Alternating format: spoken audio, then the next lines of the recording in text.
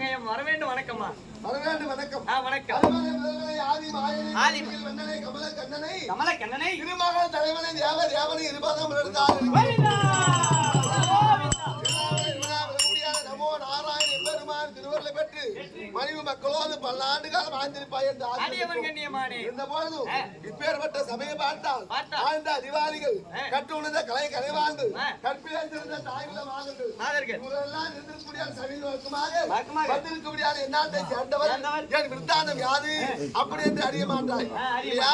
நான் பிறந்த நாடு இருக்கிறது நீர்வாகம் நிலவாகம் குடிவரம் என்று தெரிவிக்கக்கூடிய முப்பேறு வளங்களும் ஒருங்கி அமைந்த நாடு கலிங்க தேசம் என்று சொல்வார். கலிங்க தேசத்தை சாந்தமணி சுமாரத்தில் அமர்ந்து நீதியர் செங்கோல கத்திலே தாங்கி இருக்க முடியாத குடிமக்களுக்கு ஒரு குறைகள் வராமல் அரசாட்சி செய்து வந்து என்னை பெற்றெடுத்த என் தந்தையோ சுபாங்கன மன்னன் என்று சொல்வார். என் தாயோ சுபாங்கிய அம்மன் என்று சொல்வாங்க. சுபாங்கி அம்மனுக்கும் சுபாங்கனன் தந்தையருக்கும் வெகு நாட்களாக திருமணம் நடந்து கொடுத்து வச்சிருந்தா எடுத்து வச்சிருந்து சொல்லுவாங்க இல்லையா? ரெண்டு வாய்ப்பது குண்டு வாய்ப்பது நம் குடும்பத்திலே இருக்கக்கூடிய முன்னோர்கள் செய்த பாவ புண்ணியத்தின் கணக்கு பிரகாரம் நம் குடும்பத்திலே நல்லது நடப்பதும் கெட்டது நடப்பதும் இதெல்லாம் ஒரு ஐதீகம். பாவத்தை செய்தா அந்த பாவத்துக்கு தகுந்த தண்டனை அனுபவிக்கும். எங்க அப்பா அம்மா என்ன பாவத்தை செய்தாங்களோ திருமணம் நடந்து வெகு நாட்களா குழந்தை பாக்கியம் இல்லாதவே போச்சு. வெகு நாட்களா குழந்தை இல்ல. ஆமா, குழந்தை இல்லன்னா ஒரு பொண்ணு கல்யாணம் பண்ணிட்டு வர்றான்னா என்ன பண்ணுவாங்க? வீட்டுக்காரன் ஆம்படியா வீட்டுல இருந்து சும்மா இருந்தாலும் அக்கமா இருக்கிற பெரியவங்க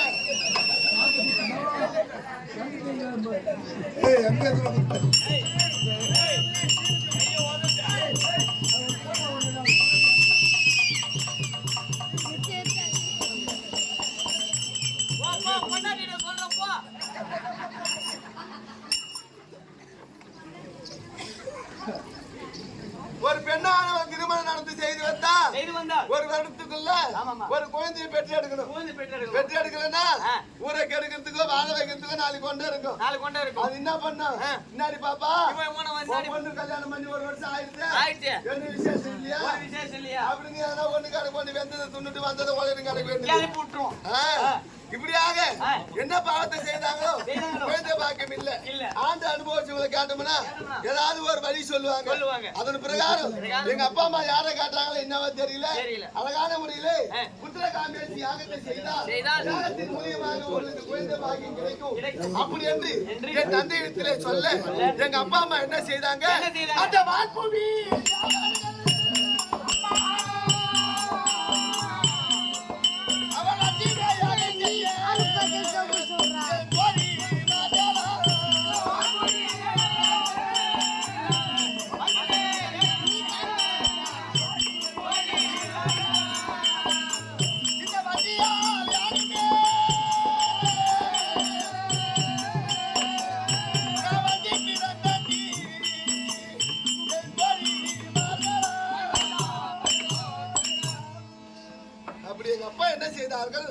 முனிவர்களை கொண்டு வந்து புத்திரகாமேசி யாகத்தை செய்தார்கள்.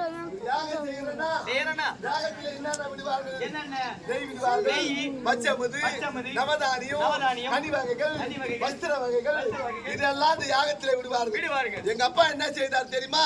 அவர்களுக்கு அளவு கணக்கான பொன்பொருள் பூசணங்கள், அளவுக்கு மீறிய பொன்பொருள் பூசணங்கள் அது இருந்து என்ன புண்ணியம்? அதை ஆள்வதற்கோ இல்ல ஒன்ன போல அழிப்பதற்கோ ஒரு பிள்ளை இல்லையே. என்ன போல அழிப்பதற்குன்னா அவன் 4 கும்பல்ல காசு வாங்கிட்டு ஓடிது என்ன பண்ணுவான்? அது மாதிரி தான். அது மாதிரி அதெல்லாம் இதுக்கப்புறம் நடக்காதுமா, நிரந்தரம் ஆயிட்டோமா. இது மாதிரி நல்லா இருந்தா சரிதான். நல்ல பெரியவங்களா இருக்கவங்க நல்ல பாதியில போங்கடான்னு சொல்லுவோம். கேட்டு நடத்துக்கனா முதியோர் சொல்லு முயலி கனியும் முதல்ல தோக்குமா, முடிவுல இனிக்குமா. என்னடா சொல்றது? நான் என்னடா கேட்கறது போனா நாதாராதான் போடுவீங்க. சரிமா, அது மாதிரி இருக்கு வைக்க விட்ட கதைய பாத்தீங்களா?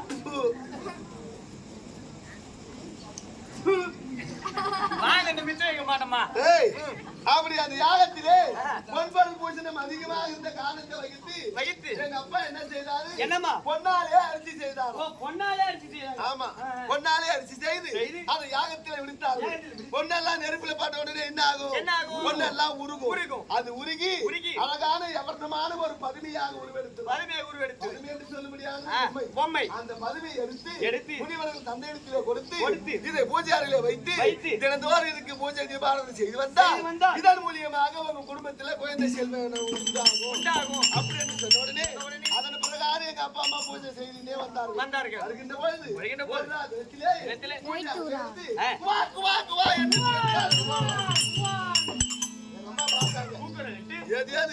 நமக்கு இருக்கும்படியான நம்மளுடைய வீட்டுல குழந்தை செய்ய கிடையாது. ஆனா குழந்தை குழந்தை கேக்குது. அப்படியே என் தாய் பூஜை சென்று பார்க்கும்போது அழகான ஒரு பெண் குழந்தை தவழ்ந்து கொண்டு இருக்கிறது.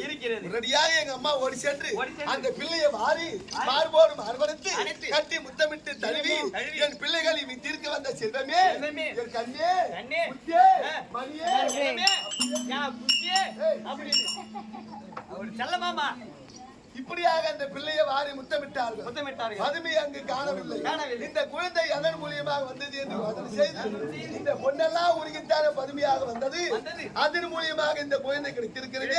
அப்படியான கருதி அந்த குழந்தைக்கு பொன்னுருகி என்று பெயர் வைத்தார்கள். பொன்னுருகி பொன்னால் உருகியதால் பொன்னுருகி. அந்த பொன்னுருகி நான் அடியால் தான். வணக்கம்மா. இல்லையா? இப்படியாக நான் நால்வரும் மேடையும் பொழுது வந்தமாக பிறந்து இருக்கின்ற சமயம் ஒரு 8 வயது இருக்கும். 8 வயது. புத்தகா 4 கால். காலே நடக்கையில 2 கால். சுத்தி வெளிக்கையில 3 கால். அந்த ஊருக்கு போகையில 10 கால். பெரியவங்க. அது மாதிரி.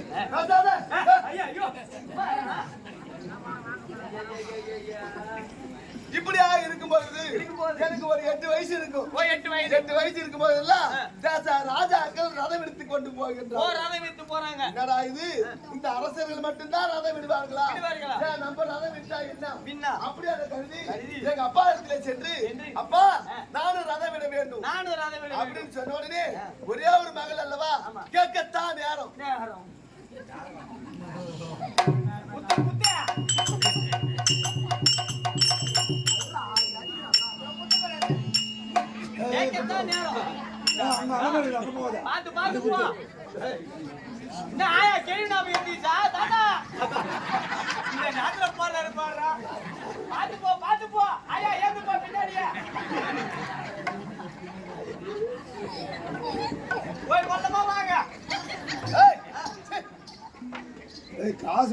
உடனடியாக அப்பா நான் ரதம் விட வேண்டும். ரசம் விட வேண்டும்.